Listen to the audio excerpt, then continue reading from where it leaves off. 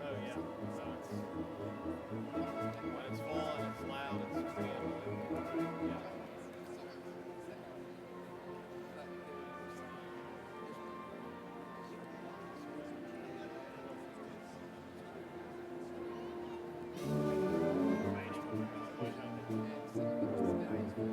Ah, that was an interesting evaluation.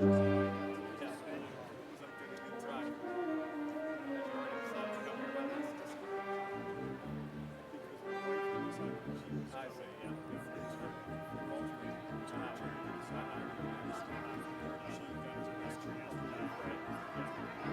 Sure. Is she with you this weekend? Good, great. She'll be with us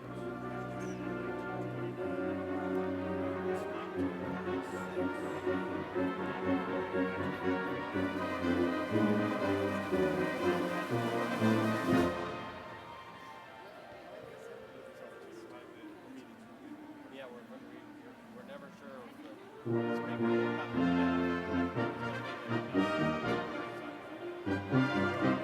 oh, good.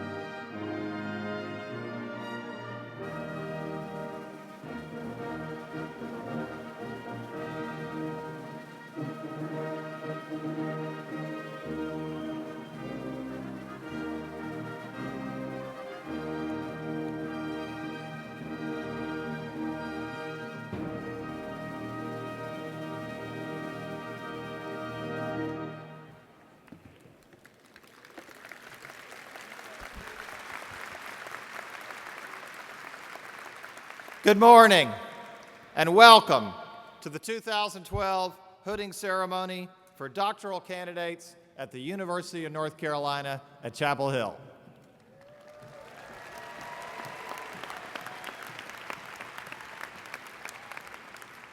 Leading us in the national anthem is Noel Harb, candidate for the Bachelor of Music. Please stand.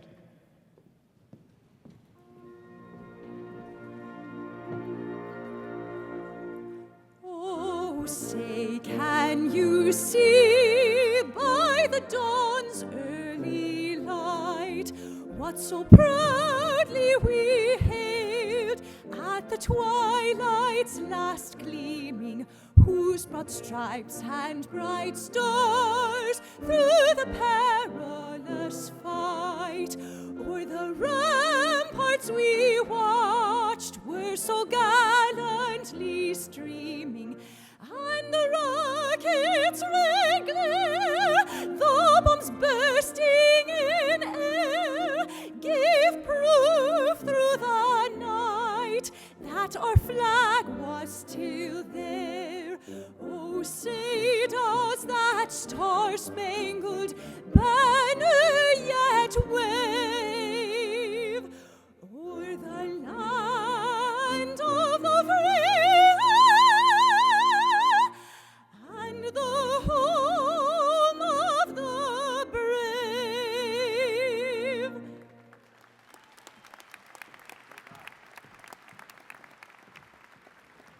Please be seated.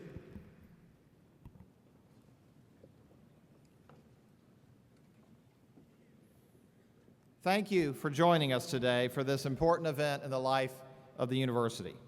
The hooding ceremony honors doctoral graduate students who have completed their PhD, an exceptional accomplishment that merits special recognition. These students are the future of the University of North Carolina at Chapel Hill and higher education everywhere. They are our future faculty, researchers, and public servants. They are our teachers, scientists, inventors, writers, social workers, our leaders.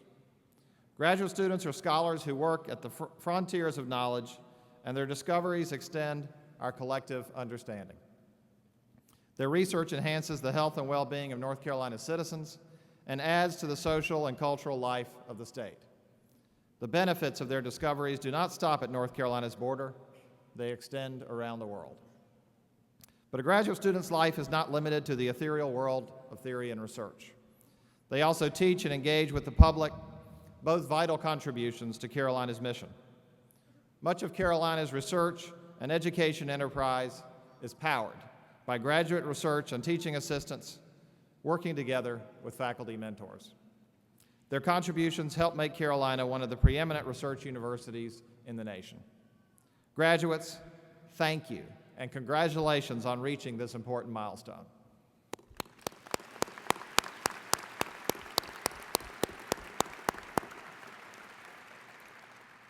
Joining us on the stage today are a number of distinguished people.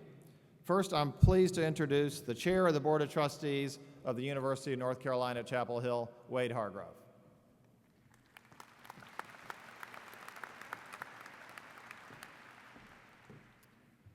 Thank you, Chancellor.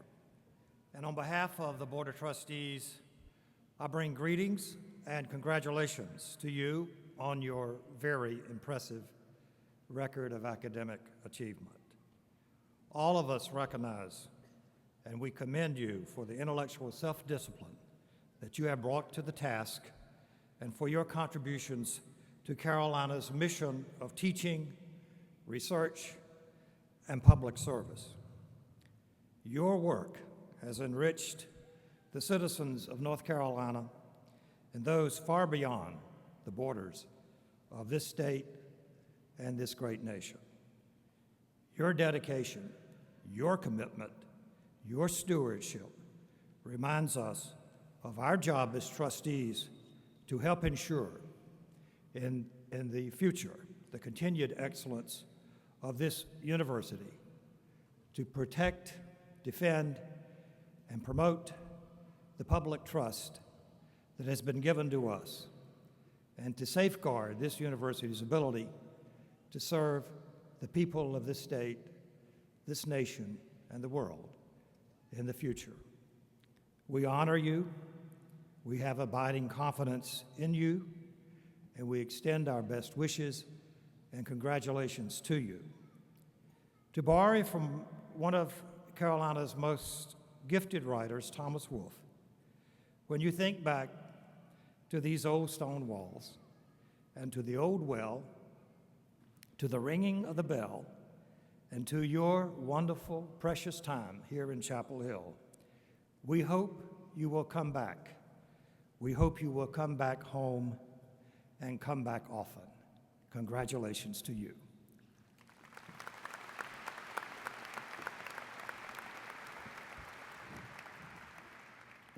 Thank you, Wade. I would like to introduce other members of the platform party. Distinguished members of our faculty present today include Joseph Farrell, Professor and Secretary of the Faculty, Jan Boxell, Chair of the Faculty, and Julia Wood, Royster Professor of Graduate Education. Thank you all for being here today. In a few minutes, our Registrar, Chris Derrickson, will help me hand out diplomas, and Provost Bruce Carney and Associate Provost Ron Strauss will help with the hooding process. It is now my pleasure to introduce Steve Mattson, Dean of the Graduate School.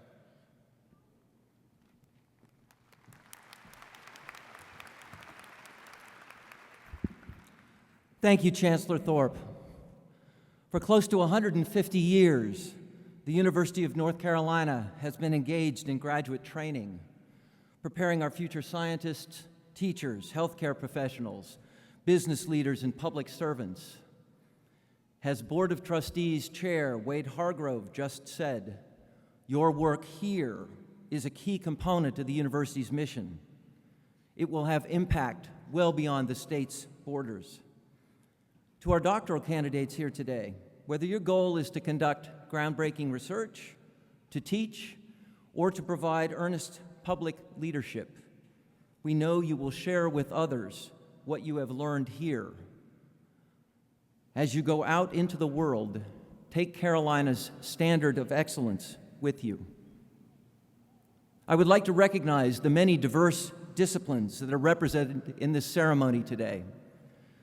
The graduate school now oversees more than 89 graduate programs, offering doctoral degrees in 67 different disciplines and master's degrees in 102. Almost all of those disciplines are with us this morning. From American Studies to psychology, from biochemistry to public policy. Today, graduates and faculty from these diverse disciplines come together to share in the joy and pride of the PhDs being conferred on this group of students. At this time, it's my pleasure to introduce Serena Vitska, outgoing president of the Graduate and Professional Student Federation at Carolina.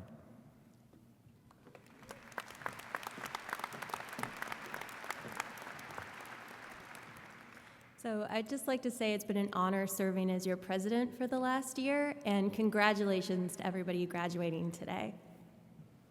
It is now my honor to introduce our distinguished keynote speaker, Dr. Marc Levoy. Dr. Levoy received his PhD in computer science from Carolina. He received his bachelor's and master's degrees in architecture from Cornell University. Dr. Levoy is currently the VMware Founders Professor of Computer Science at Stanford University with a joint appointment in Stanford's Department of Electrical Engineering. Since the early 1970s, he's been a pioneer in the advancement of computer graphics. His accomplishments have significantly influenced the entertainment industry, as well as the fields of medical and scientific visualization. In the 1970s, he developed a cartoon animation system used in the 1980s by Hanna-Barbera Productions. In the 1980s, Dr. Levoy focused on volume rendering for three-dimensional functions, such as computed tomography and magnetic resonance imaging data. In the 1990s, he worked on three-dimensional laser scanning techniques, culminating in a project where he and his students digitized the statues of Michelangelo in Italy. In addition to his academic research achievements, Dr. Levoy co-designed Google's book scanner and helped initiate Google's Street View project. He is currently on a 2-year part-time leave of absence to work on another project for Google. His current interests include light fields, optical microscopy, and the emerging field of computational photography.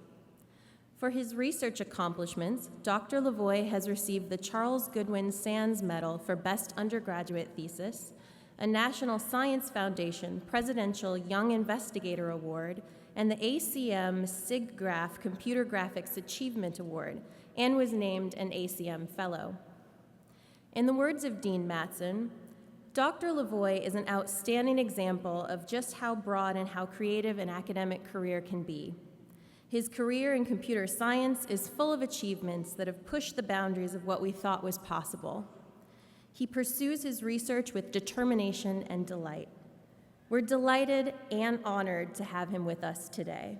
Please join me in welcoming Dr. Marc Levoy as this year's hooding ceremony keynote speaker.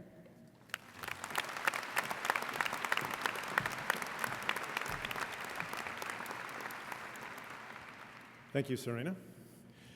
Well, I've worn these robes at Stanford many times, but today they're whispering to me that they're very happy to be home.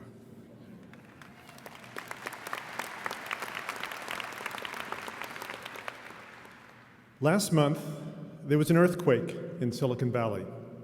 Nobody died, wasn't even recorded by the US Geological Survey, but the foundation shook, people looked at each other in horror, and the landscape changed shape. Instagram, a free cell phone photography app written by 2 former Stanford students, was bought by Facebook for $1 billion. $1 billion. I teach a course on digital photography at Stanford. The morning after the sale, I started my lecture by popping up a news clipping about the sale, waited for the students to read it, turned around to them and said, "What are you still doing here? You should be in your dorm rooms writing photography apps." So what is Instagram? It lets you take a picture, apply colorful, funky, or retro filters to it, and upload it to your favorite social site. It won't end poverty, cure diseases, or bring world peace. Well, it might help with that by making it easier for us to share experiences. But the Instagram story is powerful because the idea is disruptive. Nikon and Canon have spent the last 80 years refining their cameras to produce good pictures. Instagram gives you 100 ways to turn a good picture into a bad picture. The art world is built on a tradition of curation by schools, museums, galleries, and critics. Instagram lets you upload every picture you took to the public within 5 seconds of taking it. Curation is done by liking a picture that someone else has posted. And Instagram is free. Facebook presumably has some ideas for monetizing it, but the usual economic model, I make a widget, you like it and buy it from me for money, does not apply. Americans are fond of new ideas. A disruptive idea means it also upsets current ways of thinking, current values, and current markets. Many business schools offer a course on disruptive technologies. Is this a good thing? As children, we're taught not to be disruptive. As faculty, it's expected of us, and as PhD students, and we are rewarded for it. Of course, the meaning of disruptive changes as we grow up. Even so, it has not always been considered a virtue, and it is not a virtue in many cultures. So, where did this idea come from, that the role of a university is to produce disruptive ideas? The robes that you and I are wearing originated in the universities of medieval Europe, particularly Bologna and Padua. The highest degree obtainable at these universities was a doctorate, and so you became a doctorate of theology, medicine, laws, or arts, which meant everything not covered by the other 3. This is where our modern doctorate comes from, with one important difference. Doctorates in the Middle Ages were granted for advanced scholarship, not original research. You didn't need to do anything new. Our modern doctorate comes from the German university system of the 19th century, especially Humboldt University in Berlin. It offered the same 4 fields, plus 1 more, science, urged by the founder's brother, South American explorer Alexander von Humboldt. The doctorate in arts was renamed Doctor of Philosophy, and the doctorate in science was named Doctor of Natural Philosophy. More important than names was the notion that to get such a degree, you had to make an addition to human knowledge, something you couldn't find written in a book. This notion fit well with the Age of Enlightenment, and it spread quickly across Europe. In the United States, it was the model for Johns Hopkins University, founded in 1876. Although based on the German model, a visitor to a US university at the beginning of the 20th century would have noticed some differences. For example, that American faculty and students sat around a table together and called each other by first names. Though apparently minor, these differences are pivotal because they encourage students to challenge the authority of their professors. When a graduate student from abroad starts at Stanford, calling me Marc instead of Professor Levoy is one of the hardest things they've ever done. In fact, the entire American educational system, though frequently maligned, does a pretty good job of cultivating independent thinking. In many countries, the walls of elementary school classrooms are bare. In the United States, they are festooned with students' creations. A common practice in US primary schools is Student of the Week. It's not a competition. Over the course of the school year, every student gets to be Student of the Week. Its purpose is to showcase the individual, to find each student's talents and interests, and to celebrate them. I know because my wife, Lori, does this in her kindergarten classroom. I have to believe that this practice contributes to America's high rate of innovation. So, you guys are PhD students, or doctors of public health, or doctors of education. I once stood where you are. How does one foster independent thinking in yourself, in others, or disruptive thinking? Let me tell you 3 stories. My first story is about mentoring. I studied architecture as an undergraduate. First week of freshman year, we were asked to draw a cube in perspective, but a cube with holes cut through it and extrusions sticking out from it. It was a nasty exercise. I learned how to program a computer in high school, and what I was doing was boring and methodical, so I took out a Fortran coding sheet and tried writing a program to generate a perspective drawing. The instructor wandered by and said, "Levoy, what are you doing? Put that away, take out your T-square and triangle, and learn how to draw. Then go downstairs and see Professor Donald Greenberg. He works with computers, perhaps he can help you." So I did as I was told, but as I approached Professor Greenberg's office, I got cold feet. I had no proof a computer could create a perspective drawing. What if he laughs at me? In the end, I gritted my teeth, knocked on his door, introduced myself, and showed him my Fortran coding sheet. Well, he burst out laughing, but only for a moment. And then he said, "You're right. A computer can create a perspective drawing. Let me show you."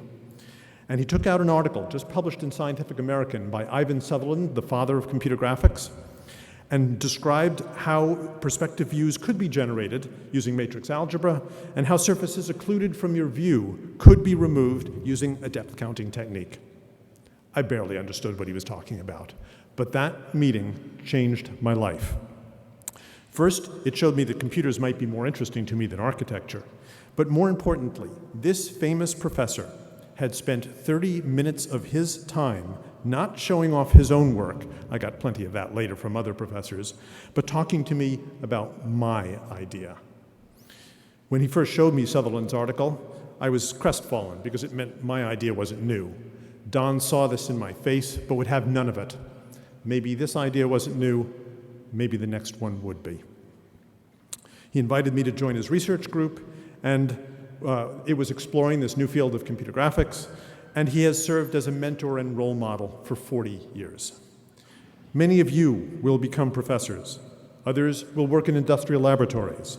Most of you will be parents. All of you will certainly become teachers. But teaching is not about lecturing. The next generation may download podcasts from the internet if you believe Stanford's recent experiments in online teaching. Teaching is really about mentoring, which to me means guiding your charges to think independently, critically, and fruitfully. Remember, it's not about you, it's about them. Good mentors can draw satisfaction from the successes of their students. My second story is about work. In 1996, my Stanford colleague Pat Hanrahan and I developed a theory about collections of images, each captured from a slightly different viewpoint, for example, by an array of cameras. The bullet time fly-around effect in the movie The Matrix is based on this idea, which we called a light field. But as a commercializable product, light fields were a non-starter. Who could afford all those cameras? 8 years later, in 2004, one of our PhD students, Ren Ning, starting from this idea, realized that if you insert a tiny array of lenses inside an ordinary camera, you could take a photograph that could be refocused after it was captured. Ren knew his idea had commercial value, so after he graduated, he rented a loft in Mountain View, California. I guess all the garages were taken by other startups, and spent 5 years trying to talk the traditional camera vendors into building a light field camera. But Ren's design didn't fit the paradigm. It sacrificed megapixels to obtain refocusability, and the vendors weren't interested. Eventually, he gave up and decided to build it himself. He renamed his company Litro, assembled a talented team, and designed a camera that's as revolutionary in its shape as it is in its capabilities. Here's a Litro camera. You can take pictures with it, and you can change what's in focus after you take the picture. But think how long this took. From the day Ren showed me his idea at the whiteboard, he struggled for 7 years to bring this to market. I've been waiting for a light field camera even longer, 17 years since my original paper. I shouldn't be surprised at this. These long intervals between academic research and commercial deployment have been well documented in a study co-authored by our own Fred Brooks. You just finished a doctorate. On average, it took you 5 years. 5.5 if you graduated from UNC's computer science department. You're thinking to yourself, what a slog, glad that's over. But if you continue to pursue a life in research, your doctoral dissertation will probably be your shortest project, a warm-up designed by your advisor to bring satisfaction in publication in 2 to 3 years. The next part, you have to do yourself. Make sure you choose a worthwhile problem. In the words of Richard Hamming, if you don't work on important problems, you're not likely to do important work. Then, if you're creative, you'll have lots of ideas. If you're wise, you'll discard most of them. If you're persuasive, you'll convince someone to pay you to work on the remaining ideas. Then, be patient and persistent. For scientists, nature does not unlock her door easily, but the wonders within are worth the struggle. For engineers, there are indeed new things under the sun. And for scholars, the human condition is always changing, and the best, most useful words about it have not been written. My third story, my last story, is about fear. When I applied for faculty positions, I was invited to interview at Stanford. Naturally, I was terrified. You see, I have an imposter syndrome. Computer scientists are supposed to be good at math. I'm bad at math. If I wrote a theorem, I couldn't prove it. It would take Stanford 10 minutes to discover that the invitation was a mistake. On the morning of the interview, I arrived on campus early and wandered into Stanford's Memorial Church, not to pray for success, but because it was beautiful, dark, and quiet.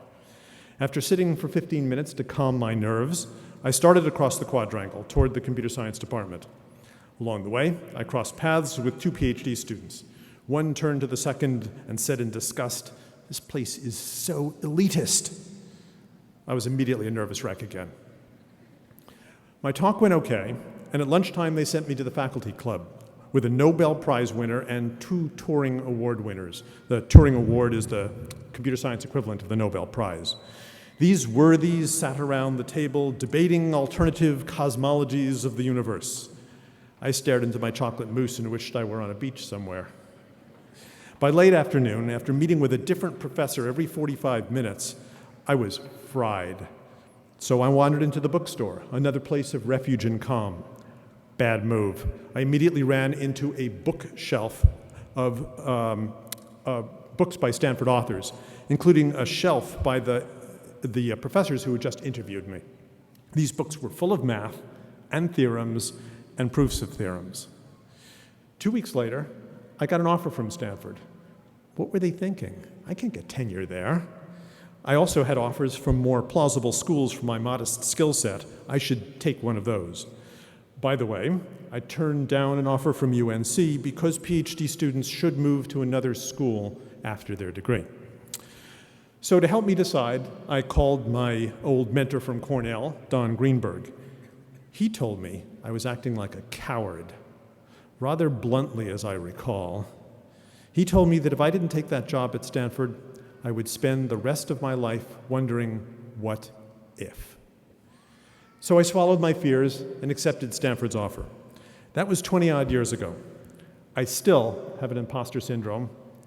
I still can't do math. But it turns out that I know more than the students, at least when they first join.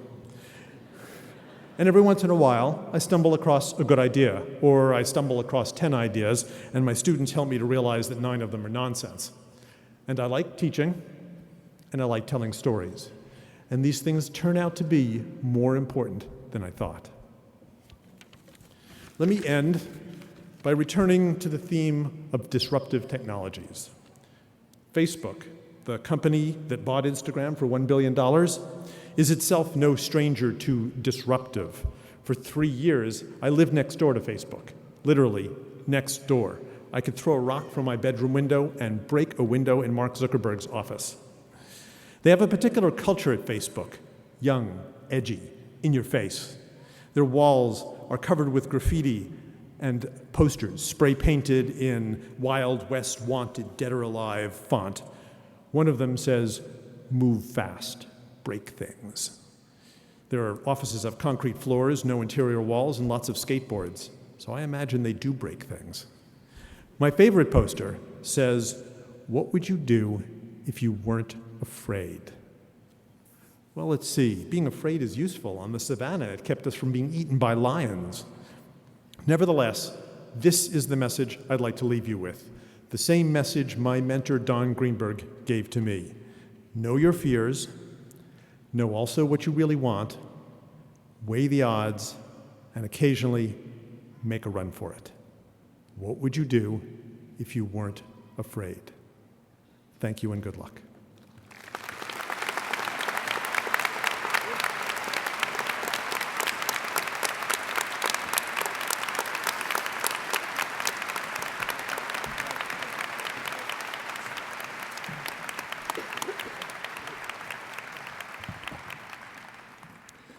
Thank you, Dr. Levoy, for those inspiring words to live by.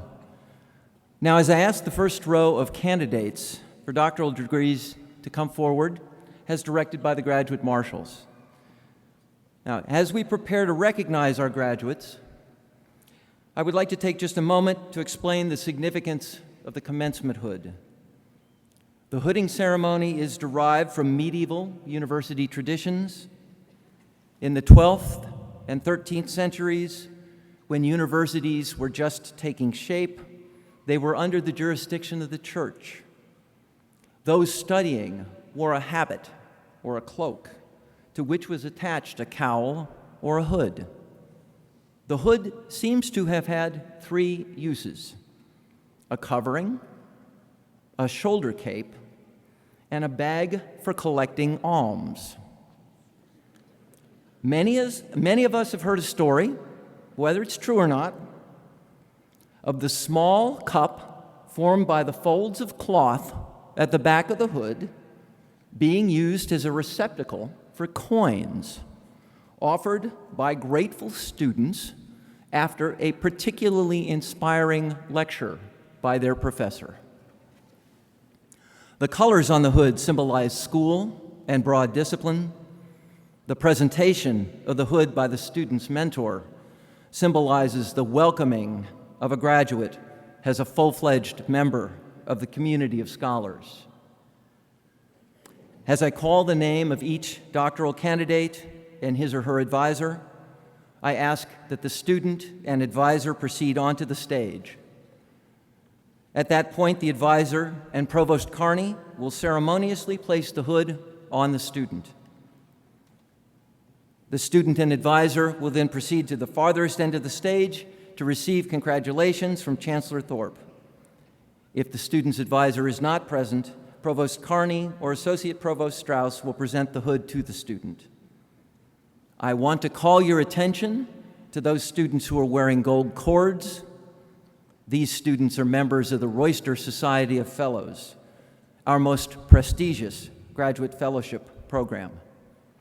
There is a professional photographer at the foot of the stage who will be taking photos of each graduate. We encourage family and friends to take photos after the ceremony is completed.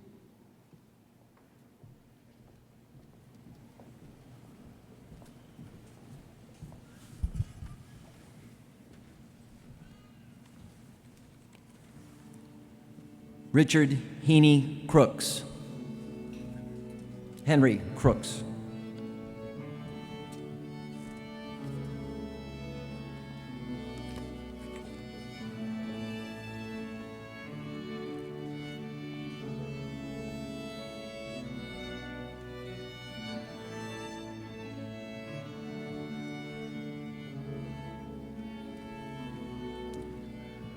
Stephanie Z. Reed, Maternal and Child Health, being hooded by Vijay K. Hogan.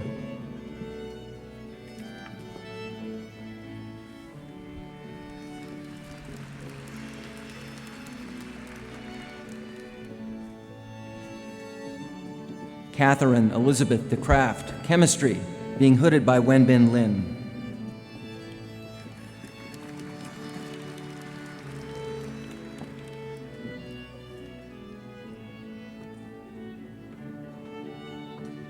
Caleb Andrew Kent, Chemistry, being hooded by Wenbin Lin.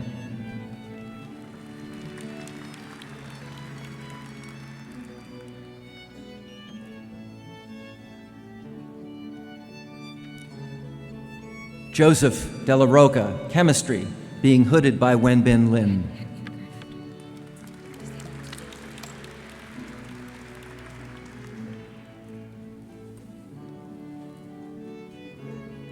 Jennifer Lynn Nichols, Toxicology, being hooded by Stephen Kleberger.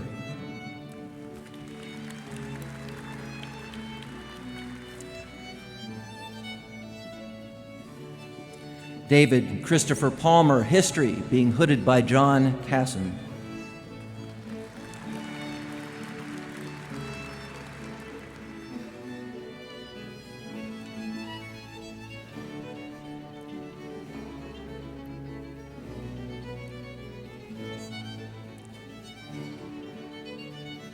Kelly A. Morrow, History, being hooded by Jacqueline Hall.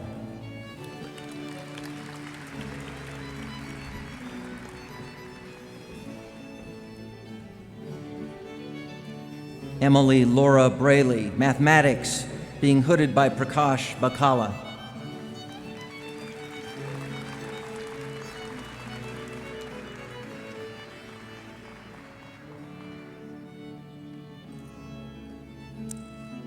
Xin Yi Hung, Pharmaceutical Sciences, being hooded by the Provost.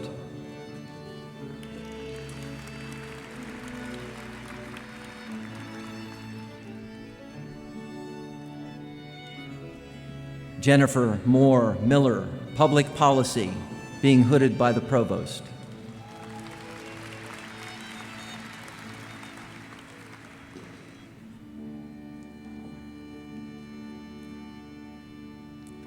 Constance O. Van Egan, Health Policy and Management, being hooded by Peggy Lead.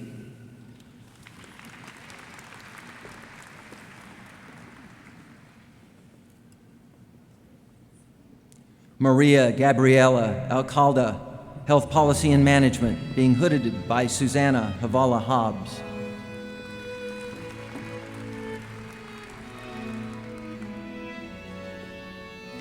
Mary Mulhern Kincaid, Health Policy and Management, being hooded by Sue Havala Hobbs.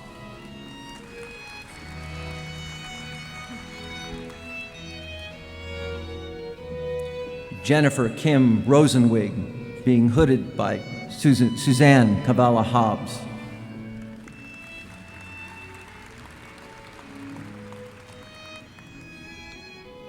Wendy Elizabeth Surratt, Health Policy and Management, being hooded by Suzanne Hobbs.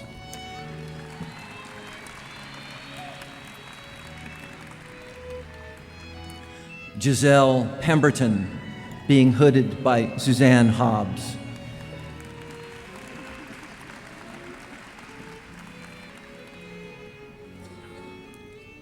Holly Crystal White, Information and Library Science, being hooded by the Provost.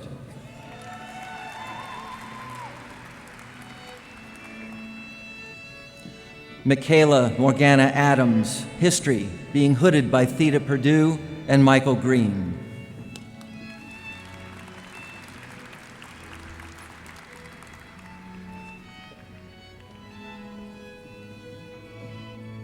Ricky Law, History, being hooded by Miles Fletcher.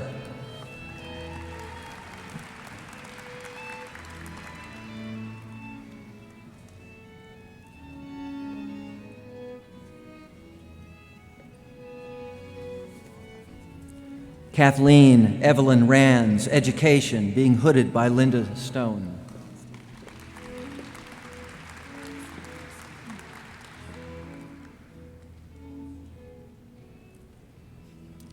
Tracy Leanne Johnson, Education, being hooded by Linda Stone.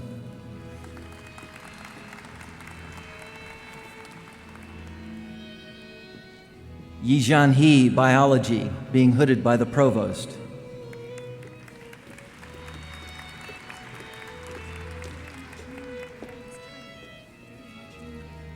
Ji Nu, Information and Library Science, being hooded by Gary Marcianini.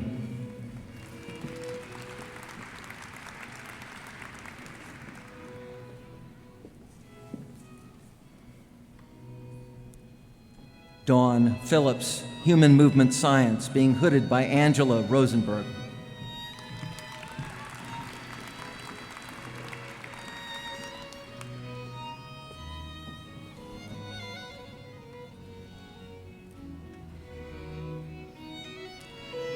Brianna Lee Pfizer, Physics and Astronomy, being hooded by Richard Superfine.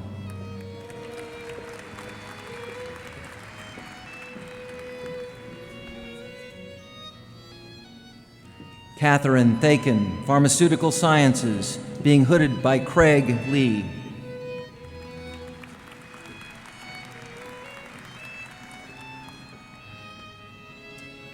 Molly A. Madakovich, Art History, being hooded by Mary Sharif.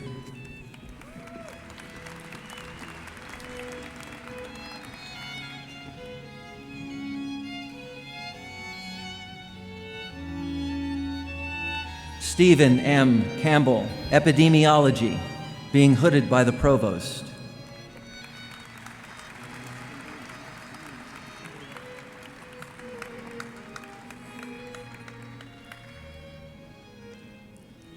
Lorenzo Borgatalo, Romance Languages, being hooded by the Provost.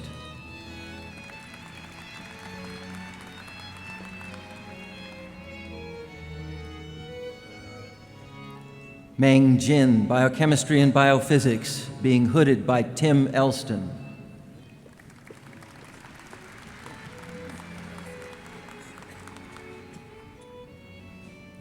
Siren Yangshiri, Epidemiology, being hooded by Ka He.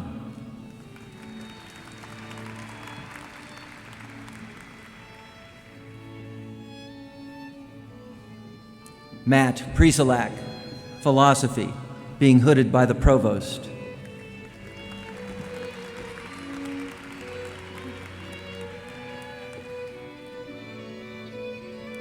Darren J. Waters, History, being hooded by Harry Watson.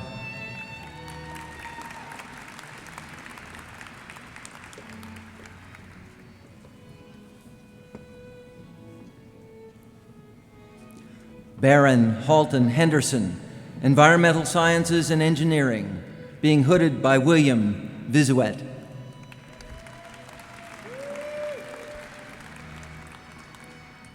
Marshall Minaj Parikh, Environmental Sciences and Engineering, being hooded by William Visuet.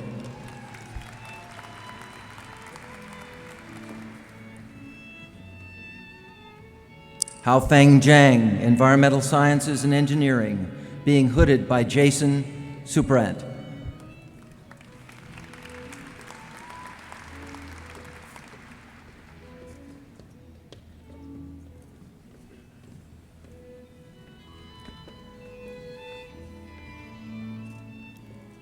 Mark Gibson Moffett, Business Administration, being hooded by Mark Lang.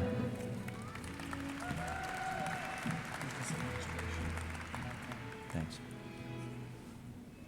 Justin Hopkins, Business Administration, being hooded by Mark Lang.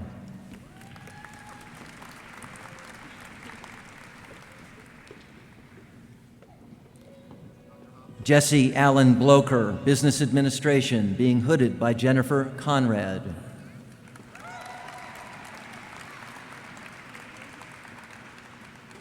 Ji Wang, Business Administration, being hooded by Jennifer Conrad.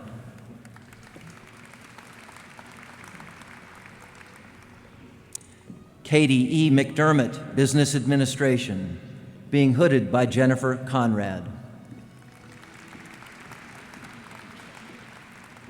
Jenna Meintz, Business Administration, being hooded by Jennifer Conrad.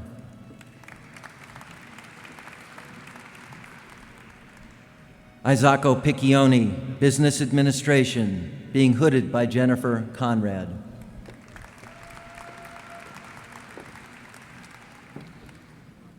Hee Young Seok, Cell and Developmental Biology, being hooded by Da-Ji Wang.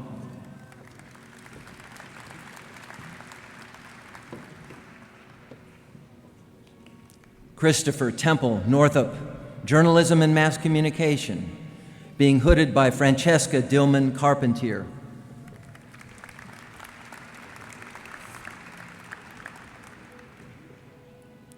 Brendan Watson, Journalism and Mass Communication, being hooded by Daniel Riffa.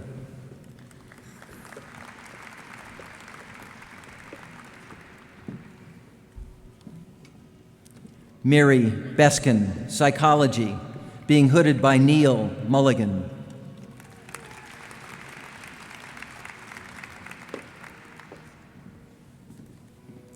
Emily Leonard Parks, Psychology, being hooded by Joseph Hopfinger.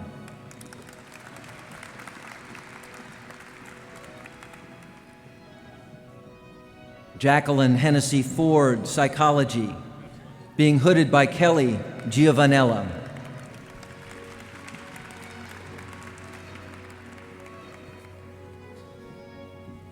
Latoya Michelle Griffin, Pharmaceutical Sciences, being hooded by Kim Brower.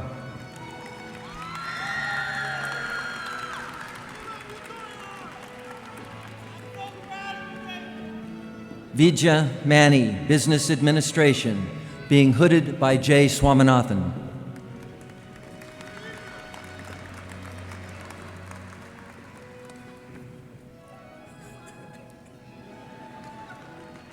Yenting Lin, Business Administration, being hooded by Jay Swaminathan and Ali Parlutuk.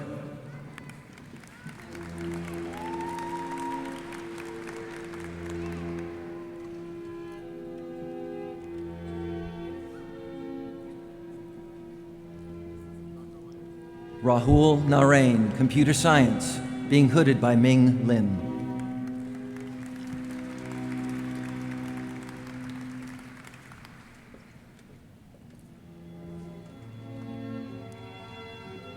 Jeff Poole, Computer Science, being hooded by Anselmo Lastra and Montek Singh.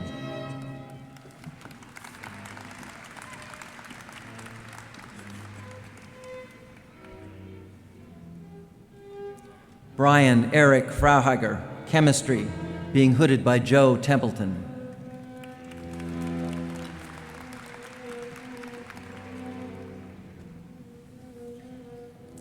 Mary E. Wilkins Jordan, Information and Library Science, being hooded by the Provost.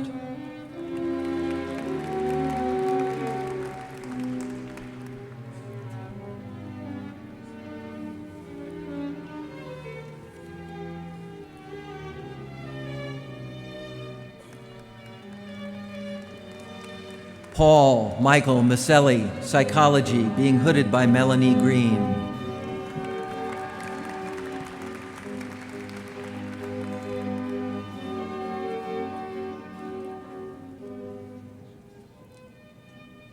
Brandolyn N. Dennison, Religious Studies, being hooded by Lori Maffley Kipp.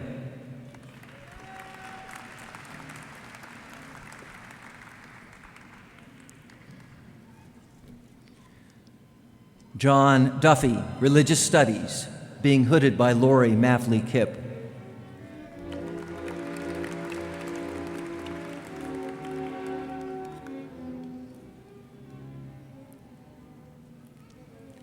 Jill Peter Fesso, Religious Studies, being hooded by Lori Maffley Kipp.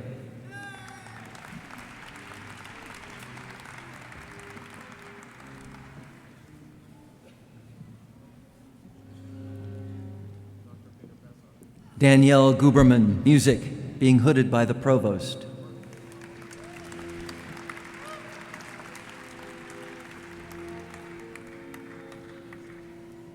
Laurel Clayton Trantham, Health Policy and Management, being hooded by Andrea Biddle.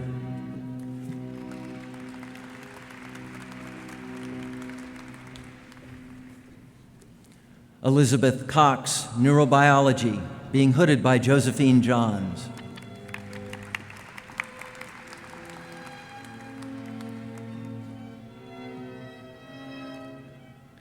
Sarah K. Williams, Neurobiology, being hooded by Josephine Johns.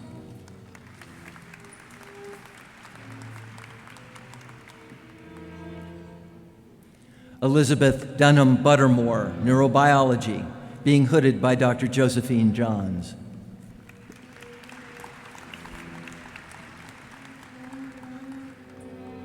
Christopher Robert Kabansky, Statistics and Operations Research, being hooded by J.S. Marin.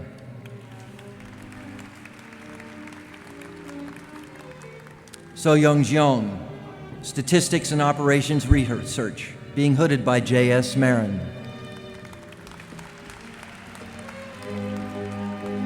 Jessica Sizowiski, Statistics and Operations Research, being hooded by Jan Henning. Robert Earhart, Statistics and Operations Research, being hooded by Jan Hennig.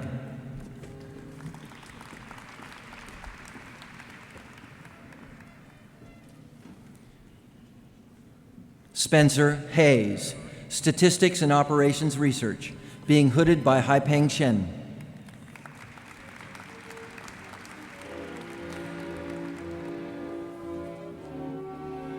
Songjo Lee, Statistics and Operations Research, being hooded by Young K. Trong and Hong Pao Shen.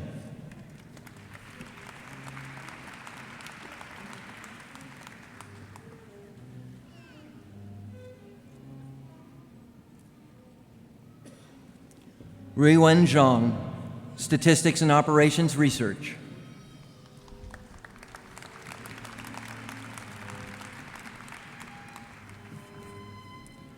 Wenji Chen, Statistics and Operations Research, being hooded by Yong K. Trong and Haipeng Shen.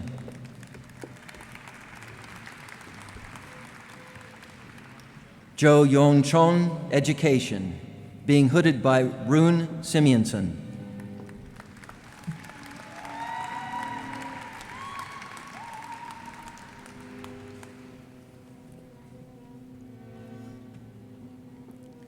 Sean Baldry, Sociology, being hooded by Ken Bolin.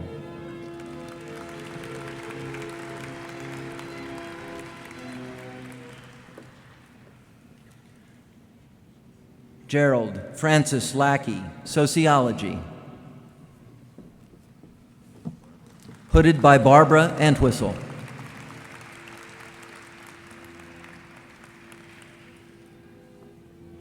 Mary B. Rouvain, Information and Library Science, being hooded by Richard Marciano.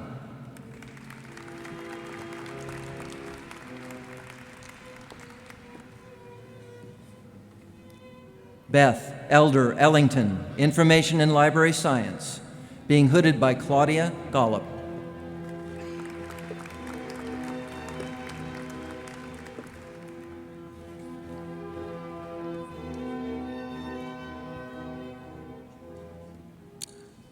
Leila Lavasani, Maternal and Child Health, being hooded by Kavita Singh.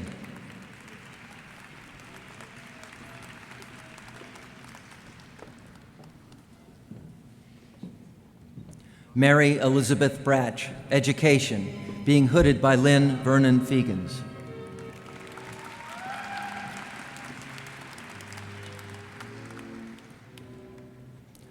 Laura Kuhn, Education, being hooded by Lynn Vernon Fegans.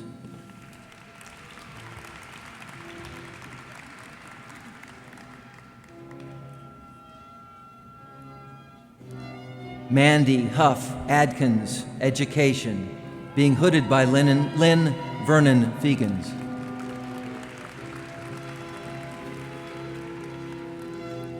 Susan Kingsley, Education, being hooded by Harriet Abel.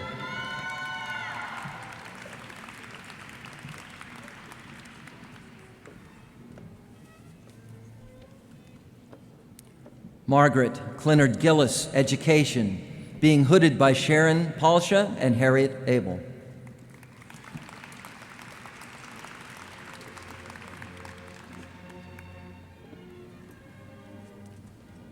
Cindy Bagwell, Education, being hooded by Barbara Day.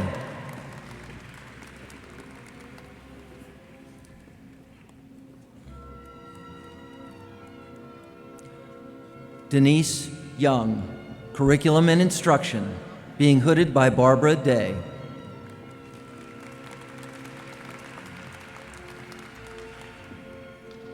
Christiani Berry, Curriculum and Instruction, being hooded by Barbara Day.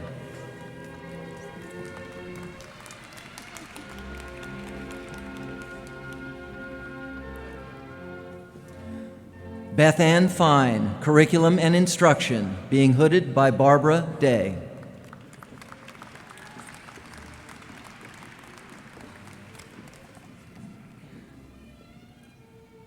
Jonathan Kyle Daw, Sociology, being hooded by Ted Mao.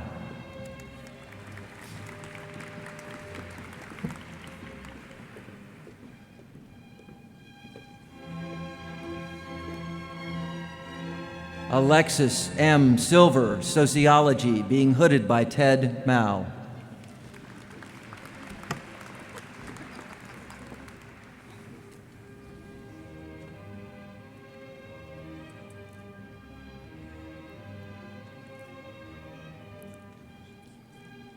Jeanette Dill, Sociology, being hooded by Victor Marshall.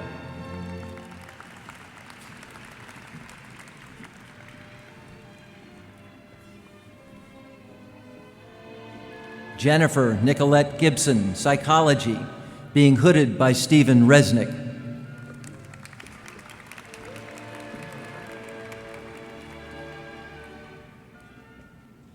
Liheng Kai, Materials Science, being hooded by Michael Rubenstein.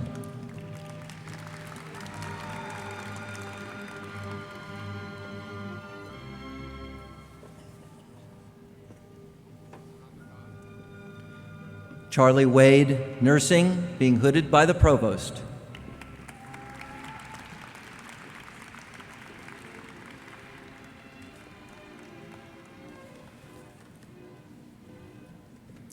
Sodzi Rojahansek, Oral Biology, being hooded by Eric T. Everett.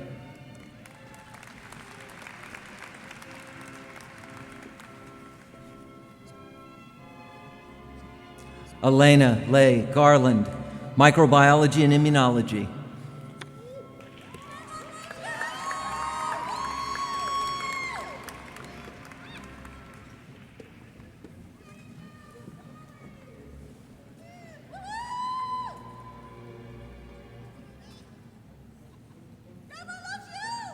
Lisa Heimbach, Microbiology and Immunology, being hooded by Ji Lu.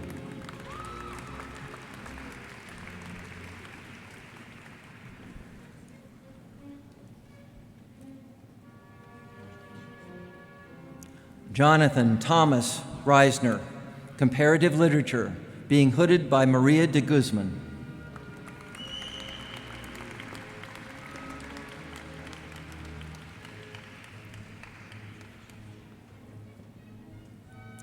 Melissa D. Burkhofer, Comparative Literature, being hooded by Maria D. Guzman.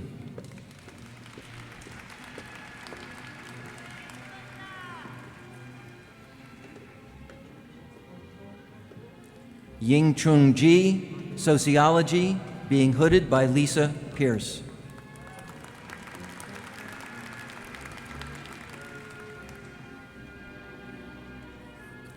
Jamie Michelle Lewis, Sociology, being hooded by Lisa Pierce.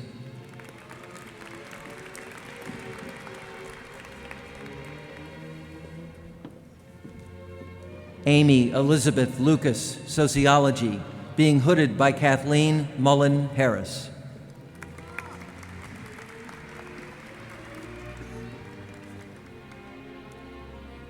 Catherine McFarland, Sociology, being hooded by Andrew Perrin.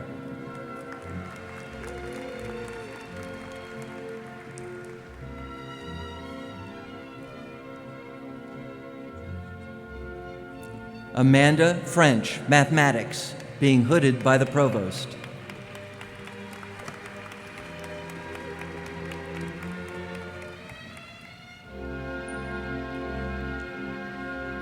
Matt Willis, Mathematics, being hooded by the Provost.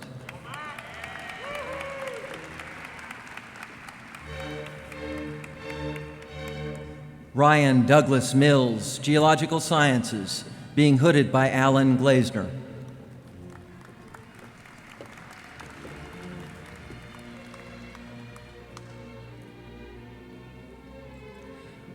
Josephine Anna Reinhardt, Biology, being hooded by Corbin Jones.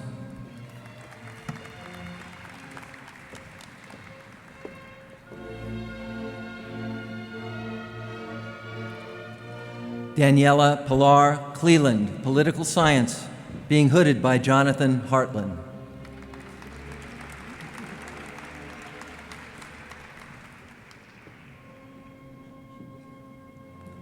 Justin Kirkland, Political Science, being hooded by Thomas Carsey.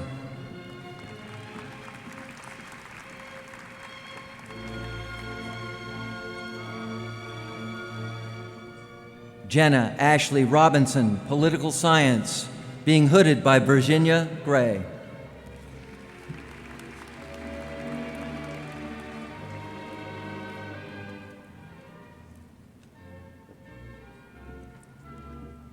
Rupnider Sandhu, Pathology, being hooded by Alyssa Wahlberg.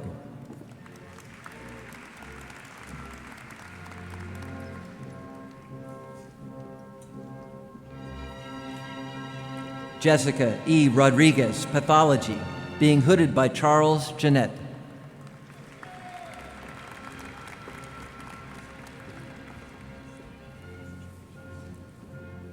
Chang Yi, Biology, being hooded by the Provost.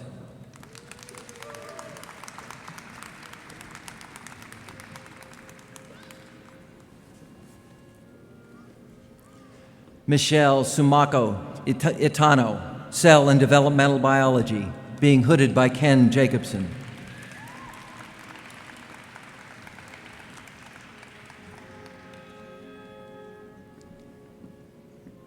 Stephanie Jean Guzik, Cell and Developmental Biology, being hooded by Ken Jacobson.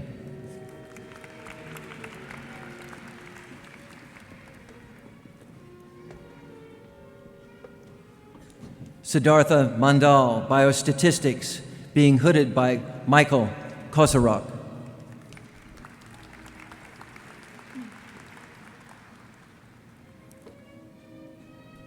Che Rung Kang, Biostatistics, being hooded by Michael Kosarok.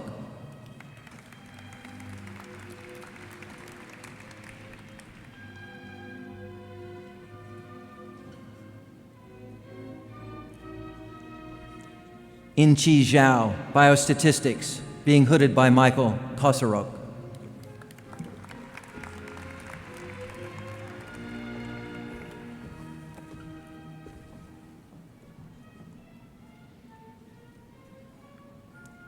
Zhao Weihua, Biostatistics, being hooded by Hangxing Zhu.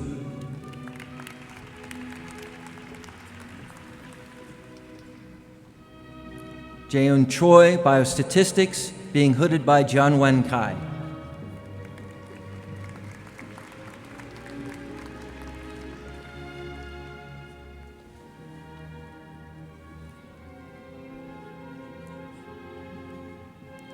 Iwei Chow, Biostatistics, being hooded by Fred Wright.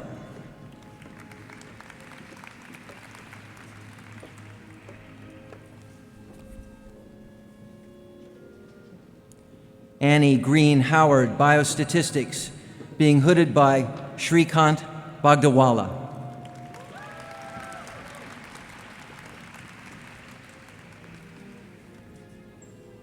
Adam Summers Trotter, Physics and Astronomy, being hooded by Daniel Reichart.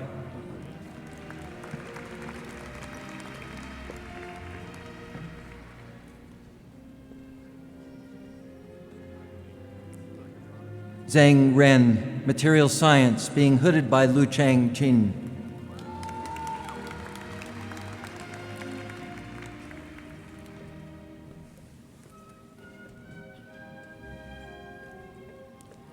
Gaoyong Niang, Biochemistry and Biophysics, being hooded by Yangping Zhang.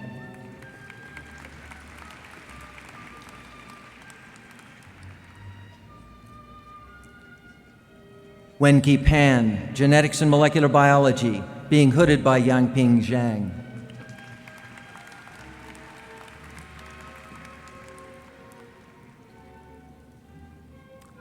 Hilary V. Clegg, Genetics and Molecular Biology, being hooded by Yangping Zhang.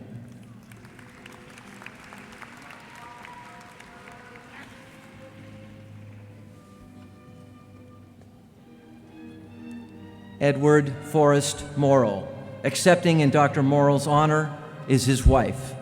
Psychology, being hooded by Karen Gill.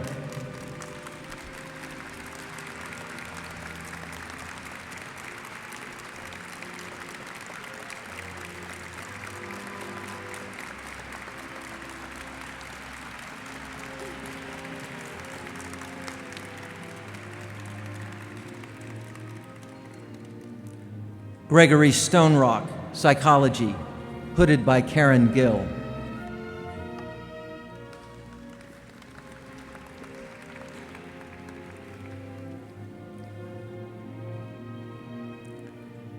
Tara Irons, Toxicology, being hooded by Stephanie Padilla.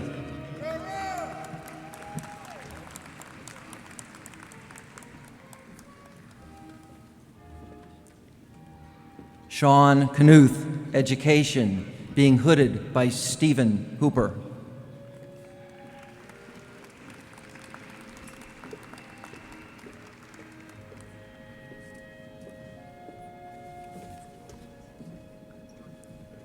Janine Marie Matsusensi, Public Health.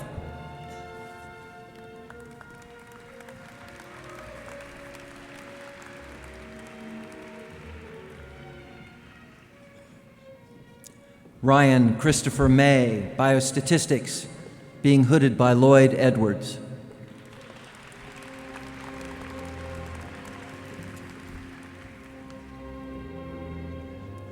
Cicely Mitchell, Biostatistics, being hooded by Michael Hudgens.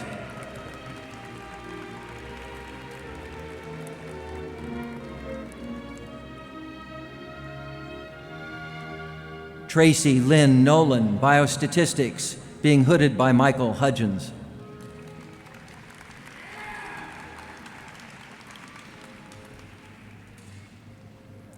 Jeffrey Diebold, Public Policy, being hooded by John Scott.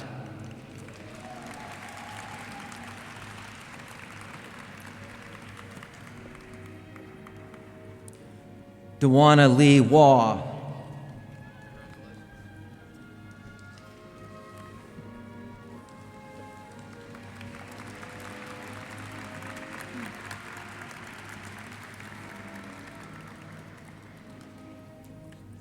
Julie E. Fan, English, being hooded by Megan Baczynski.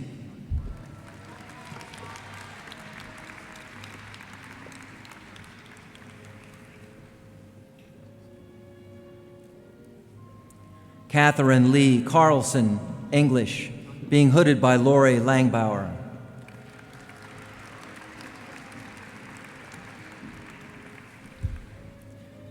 Natalie Nicole Fixmer, Oriz, Communication Studies, being hooded by J. Robert Cox and Julia T. Wood.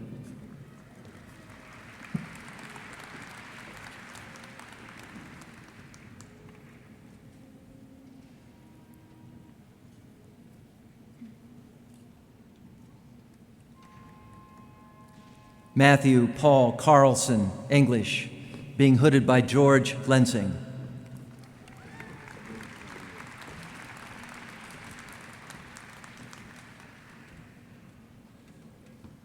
Sarah R. Lindsay, English, being hooded by E.D. Kennedy.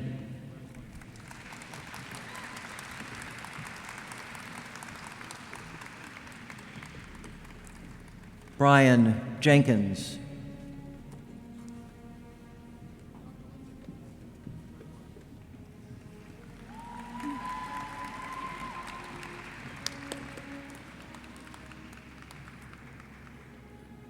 Jack Chang, Economics, being hooded by Michael Salemi.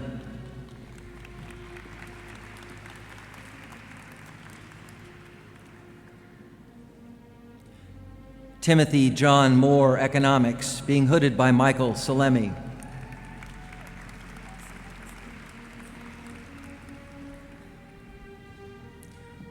Rebecca Marsh Glachu, Economics, being hooded by Michael Salemi.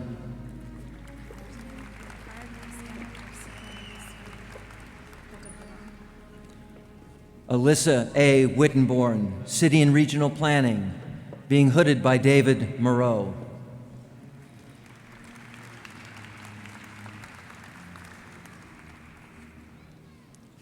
Christine E. Boyle, City and Regional Planning, being hooded by David Moreau.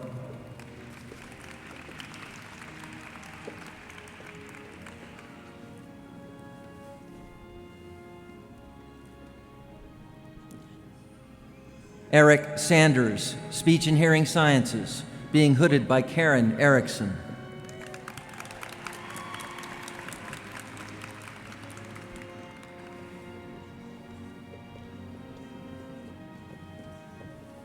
Lauren M. Little, Occupational Science, being hooded by Grace T. Baranek.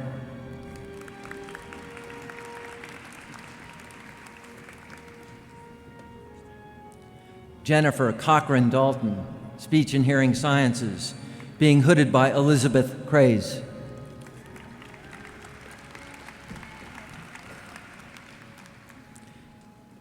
Caitlin Page Wilson, Speech and Hearing Sciences, being hooded by Linda Watson.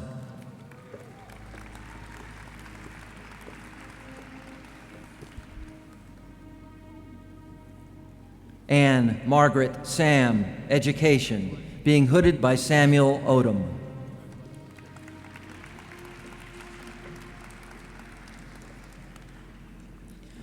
Michaela Mercado, Social Work, being hooded by Mimi Chapman.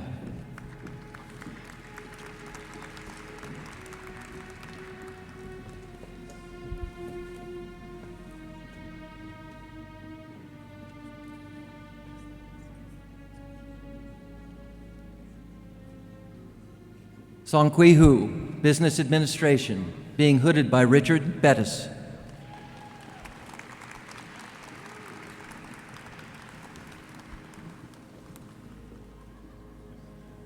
Pradeep Koda, Biochemistry and Biophysics, being hooded by Nikolai Dokholyan.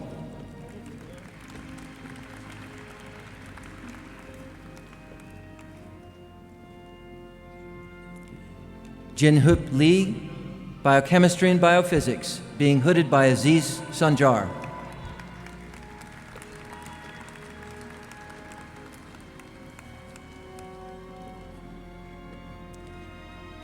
Michael Kenneth Hooner, History, being hooded by John Chasteen.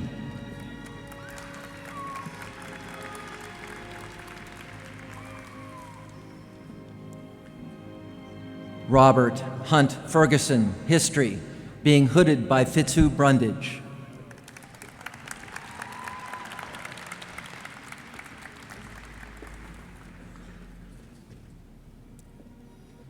Catherine A. Connor, History, being hooded by Fitzu Brundage and Jerma Jackson.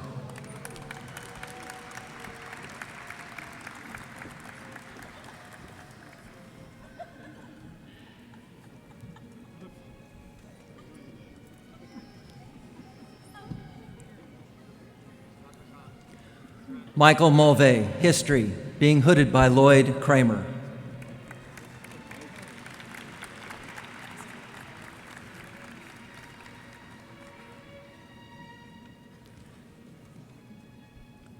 Sarah Thompson Vieira, History, being hooded by Lloyd Kramer.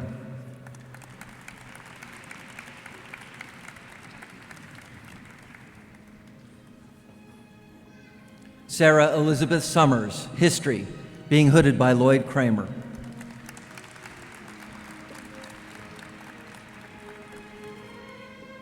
Ashley Brooks Russell, Health Behavior and Health Education, being hooded by Vanjie Foshi.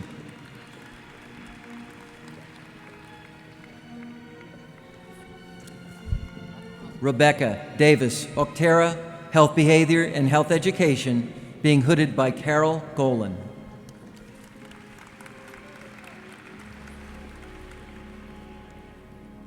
Sean Michael Gregory, Microbiology and Immunology, being hooded by Blossom Damania.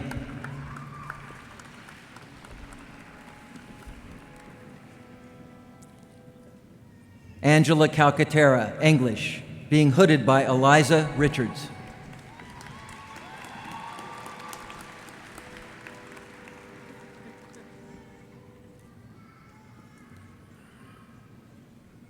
Kelly B. Ross, English, being hooded by Eliza Richards.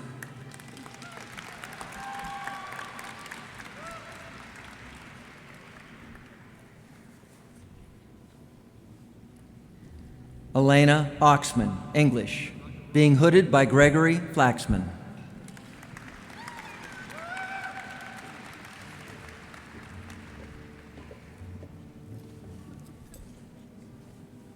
Amanda Renee Clincy, Psychology, being hooded by Martha Cox.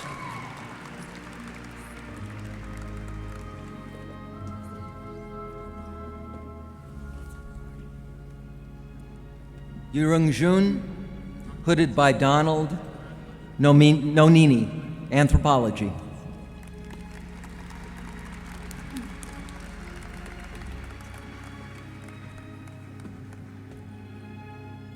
Ashley D. Carsey, Anthropology, being hooded by Arturo Escobar.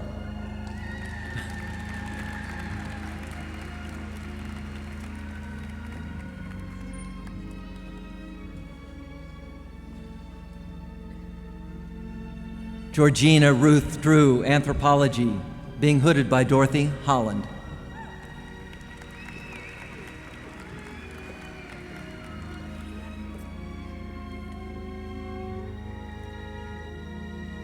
Nancy L.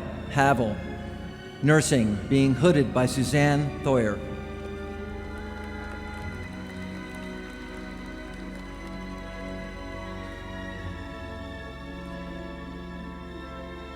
Jinhee Park, Nursing, being hooded by Suzanne Thoyer.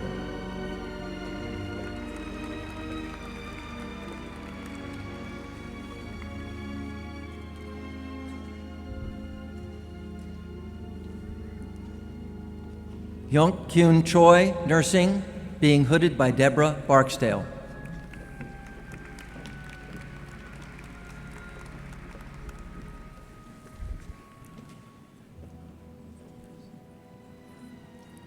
Amber Cushing, Information and Library Science, being hooded by Diane Kelly.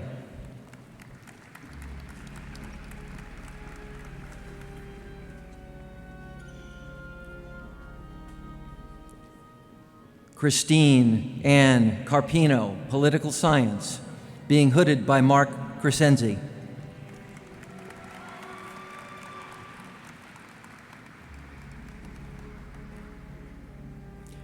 Christopher Robert Dittmeyer, Political Science, being hooded by Marc Crescenzi.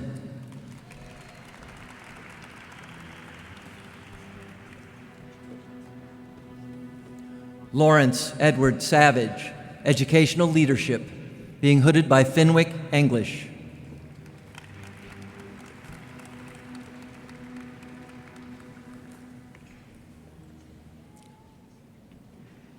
Laura Pacer Darcy, Health Policy and Management, being hooded by Sally Stearns.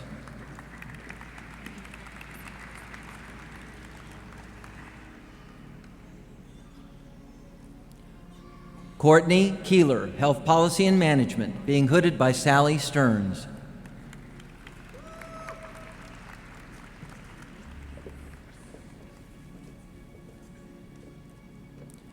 Emma Sterrett, Psychology, being hooded by Deborah Jones.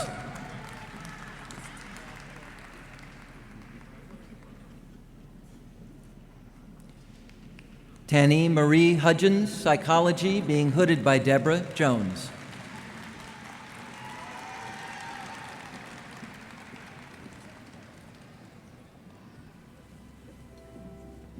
Joel M. Winkleman, Political Science, being hooded by Michael Lanish.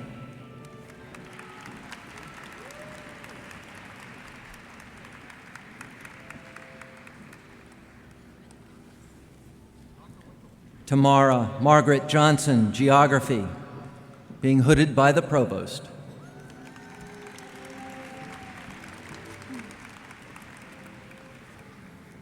Lauren Ann Patterson, Geography, being hooded by Martin Doyle.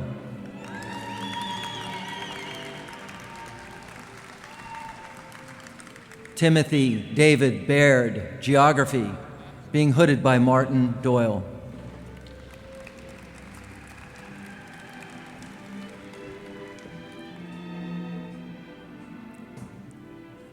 Yi Min Lee, Chemistry, being hooded by Valerie Ashby.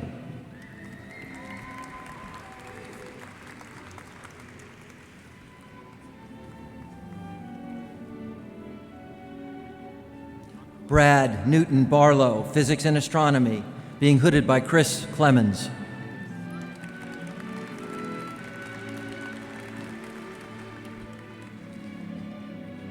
Kimberly A. Schaefer, Anthropology, being hooded by Margaret Scarry.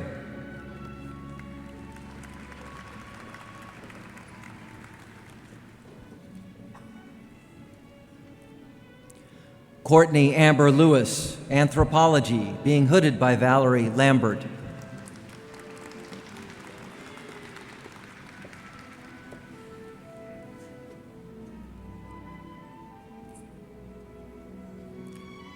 Carol Ann Leewald, Anthropology, being hooded by Norris Brock.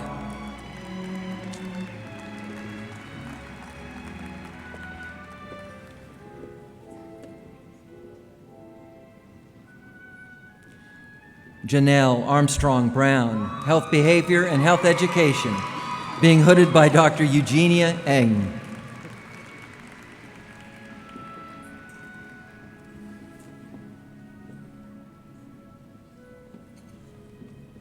Bobby Talisa Gaines Banks, Health Behavior and Health Education, being hooded by Dr. Margaret Miles.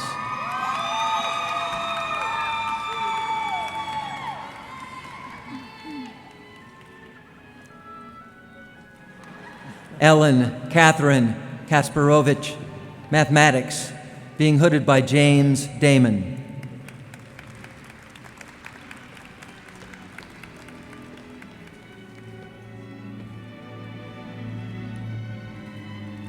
Rohit R. Sabo, Computer Science, being hooded by Stephen Pizer.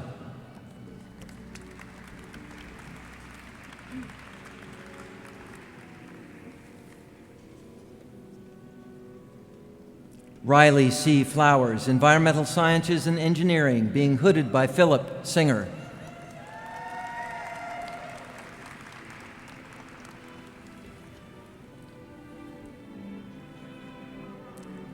Wan Yun Cheng, Environmental Sciences and Engineering, being hooded by James Samet.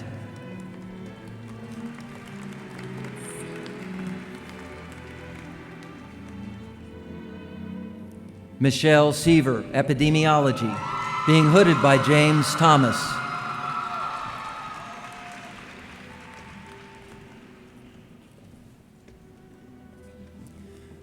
Jeffrey Allen Summerlin Long, Public Policy, being hooded by Daniel Gitterman.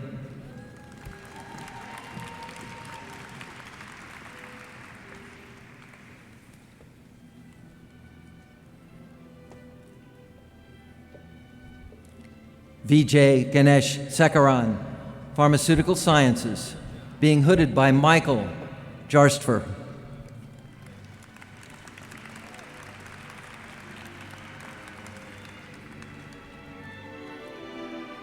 Liying Zhang, Pharmaceutical Sciences, being hooded by Michael Jarstfer.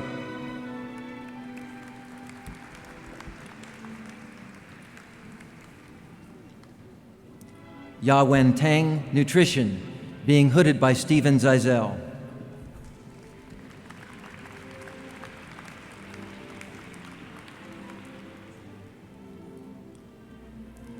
Amy Rose Johnson, Nutrition, being hooded by Stephen Zeisel.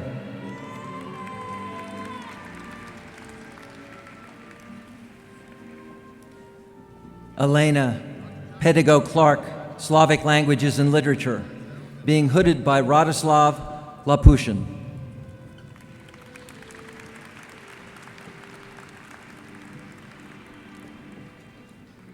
Laura Jean Brewington, Geography, being hooded by Steve Walsh.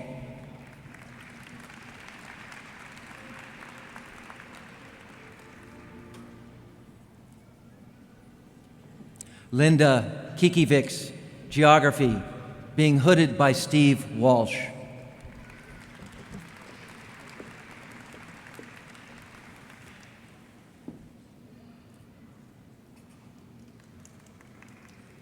Petra Michelle Sander, Epidemiology, being hooded by Stephen Cole.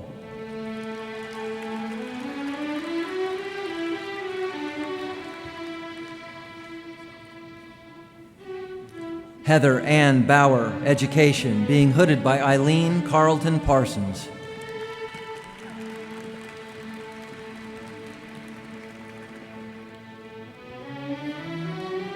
Emily Claire O'Brien, Epidemiology, being hooded by Wayne Rosamond.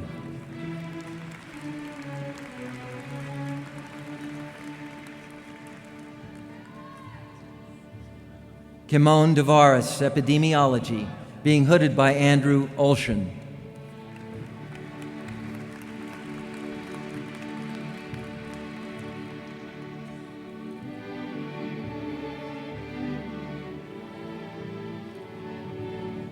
Anne Marie Heckenworth, Epidemiology, being hooded by Andrew Olshan.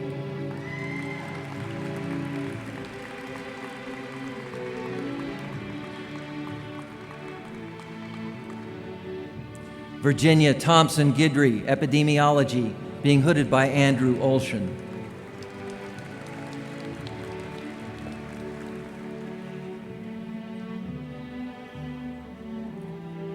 Hilda Razagi, Epidemiology, being hooded by Melissa Trotster.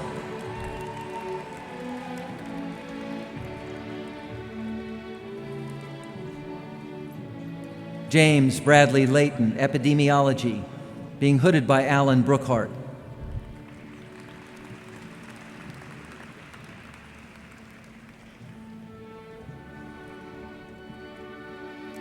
Theodore Harry McMillan, Geller Goad, Classics, being hooded by James O'Hara.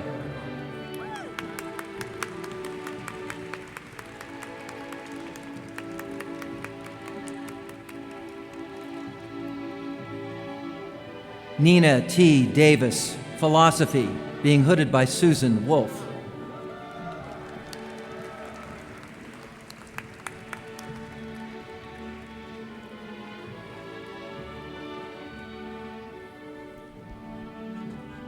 Katie Elliott, Philosophy, being hooded by Mark Lang.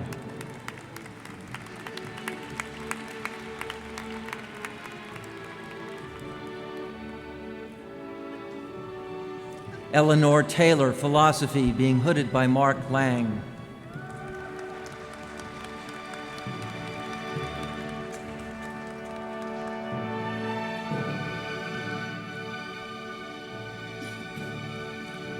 Benjamin J. Privet, Chemistry, being hooded by Mark Shanefish.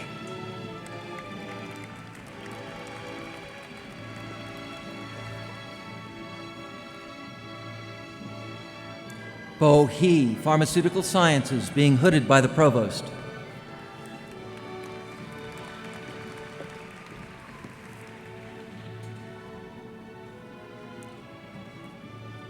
Lan Fang, Pharmaceutical Sciences, being hooded by Russell Mumper.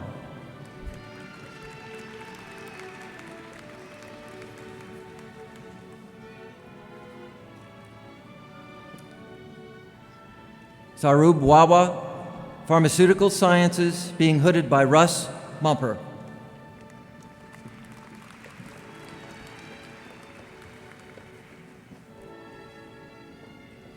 Anne Elizabeth Fortino Rosich, Epidemiology, being hooded by Jennifer Smith.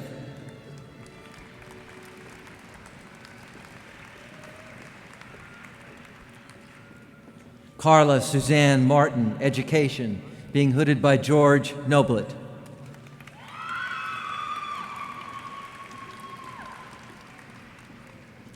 Stephanie Nicole Galloway, Education, being hooded by George Noblet.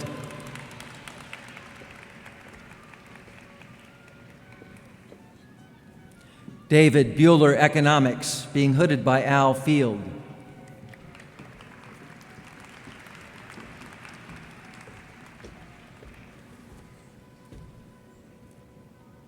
Samantha Lynn Hammond, Physics and Astronomy, being hooded by Hugon Karwoski.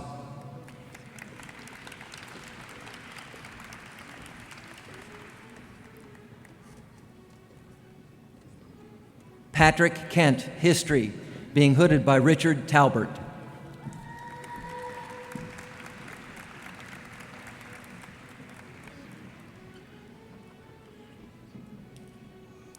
Graham Alexander Ward, History, being hooded by Richard Talbert.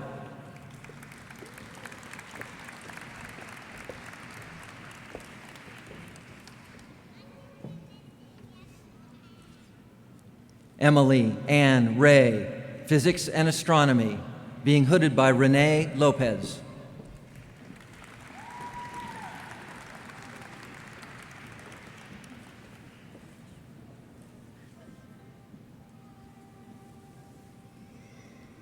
Aaron Lee Branch, English, being hooded by Jordan Jack.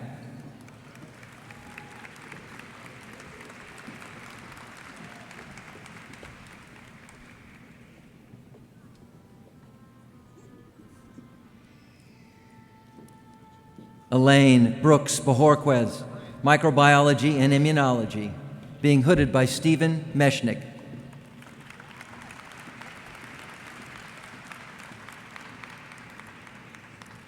Jennifer Beth Griffin, Epidemiology, being hooded by Steve Meshnick.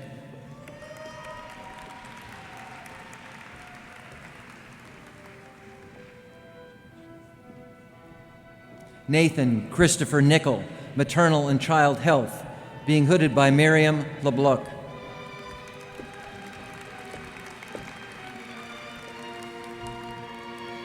Heather Marlowe, Maternal and Child Health, being hooded by Cian Curtis.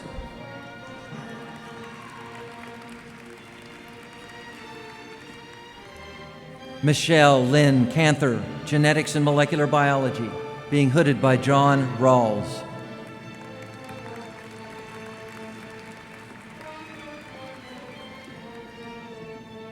Emily Geyer Lowry, Giunta, Psychology, being hooded by Todd Thiel.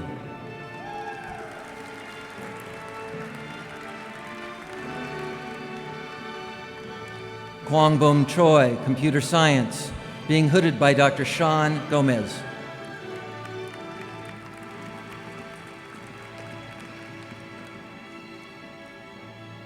Jennifer Marie Staub, Computer Science, being hooded by Dr. Sean Gomez.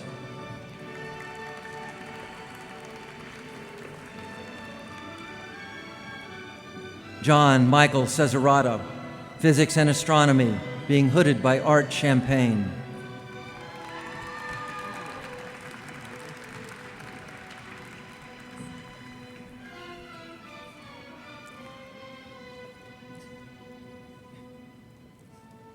Stephanie S. Morgan, English, being hooded by Linda Wagner Martin.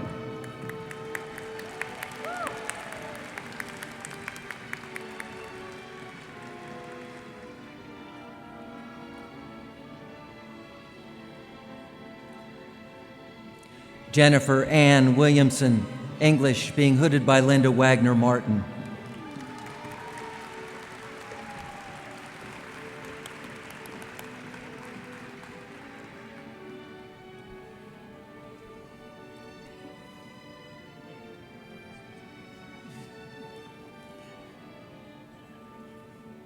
Harry Osborne Thomas, English, being hooded by Minrose Gwynn.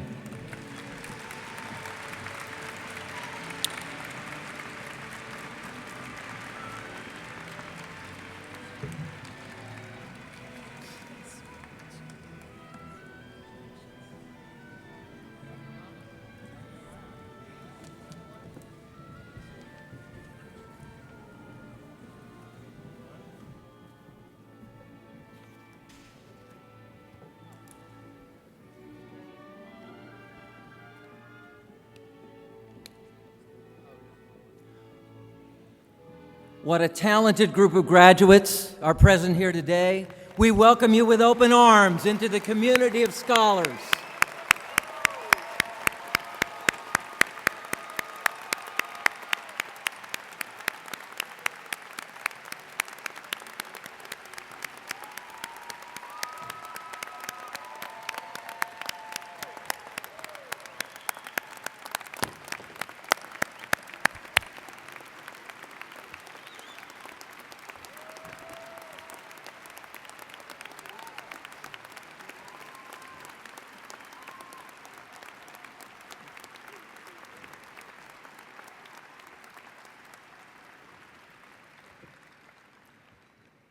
Now, I want to acknowledge something a bit more abstract, a special bond that is formed between students and faculty at the graduate level. A big part of our students' success, and I'm sure they'd agree, is due to their faculty mentors. The faculty at Carolina take their roles as mentors very seriously. And it is this mentoring role that makes today's ceremony so special. Exceptional faculty mentors encourage students to establish their own record of scholarly activity. They provide a supportive environment that brings forth the very best from the students they mentor.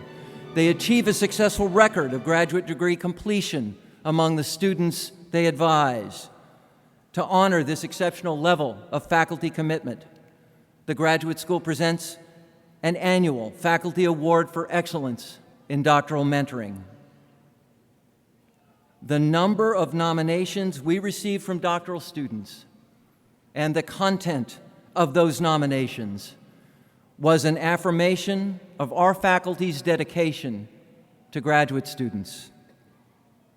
There's no way I can adequately express my appreciation to the faculty who mentor our graduate students. So I will simply say thank you for your dedication to graduate education at Carolina.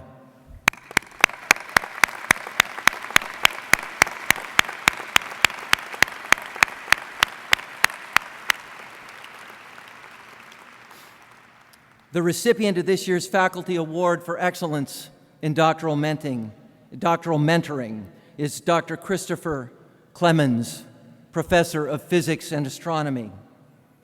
As Dr. Clemens makes his way to the stage, I will share with you why he was selected for this award.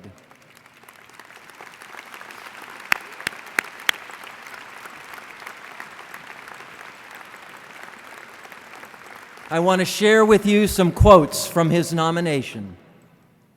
Of the more than 100 K-12 teachers, undergraduate lecturers, and graduate professors that have taught me in the past 23 years, Chris is without hesitation the most effective, compassionate, intelligent, and entertaining educator I have had the privilege of learning from. Graduate school can be a stressful experience from time to time. Chris understood this notion, and his compassion assuaged many of the discomforts along the road to the PhD. It was clear to me that he cared about the success and well-being of students. His role as a friend equaled that as an advisor. No doubt a testament to the effectiveness as a mentor, Chris currently has a perfect record of graduate degree completion. And finally, it's not often one runs into someone who can juggle as many responsibilities so effortlessly while still actively providing advisees with the necessary amount of attention and care. Without knowing it, he also taught me how to be a remarkable advisor. Please join me in congratulating Chris Clemens on receiving the 2012 Faculty Award for Excellence in Doctoral Mentoring.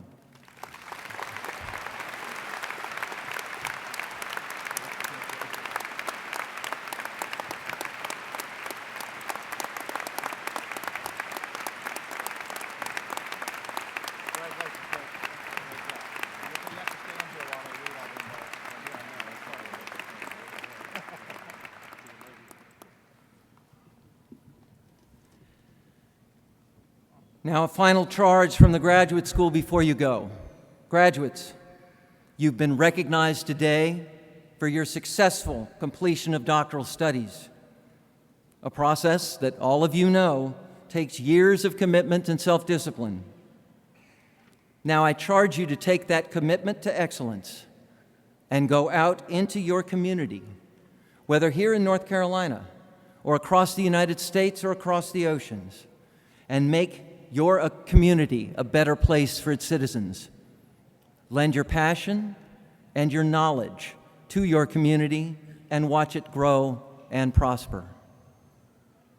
I want to mention that the university-wide commencement ceremony will occur at 9:30 tomorrow morning in Keenan Stadium, and you are all welcome and certainly encouraged to attend.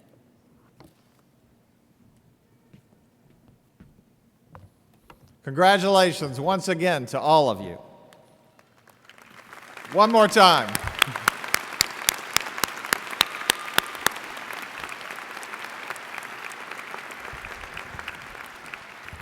You're beginning a new chapter in your lives. While most of you are leaving Chapel Hill, we will always consider you part of Carolina. You leave behind you a cohort of people who are proud of you, have deep faith in your abilities, and care about what happens to you. We know from experience that you will change the world. You have arrived at this day through your own hard work and the support of your family and friends, and you were supported by North Carolinians through the investment of their tax dollars and by the many private donors who also believe in the importance of higher education. We know that you will repay these investments many times over. Thank you all for your role in today's hooding ceremony, the doctoral degree candidates, your advisors, Dr. Levoy, and all who were in attendance today. And a special thanks to Jeffrey Fuchs, director of the university bands, and the musicians. When you're in college, it's a big deal to get up early on a Saturday morning and put on a tuxedo and come play for all of you. So thank you to all of you down there.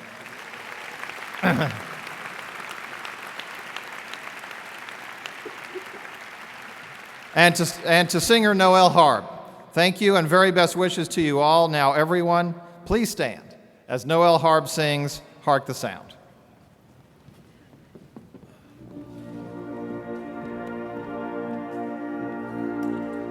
Hark the sound of Tar Heel voices ringing clear and true, singing Carolina's praises, shouting in CU. Hail to the brightest star of all, clear its radiance shine. Carolina, priceless gem, receive all praises thine. I'm a Tar Heel born, I'm a Tar Heel bred, and when I die, I'm a Tar Heel dead. So rah-rah, Carolina, lina, rah-rah, Carolina, lina, rah-rah, Carolina, lina, go Heels, go.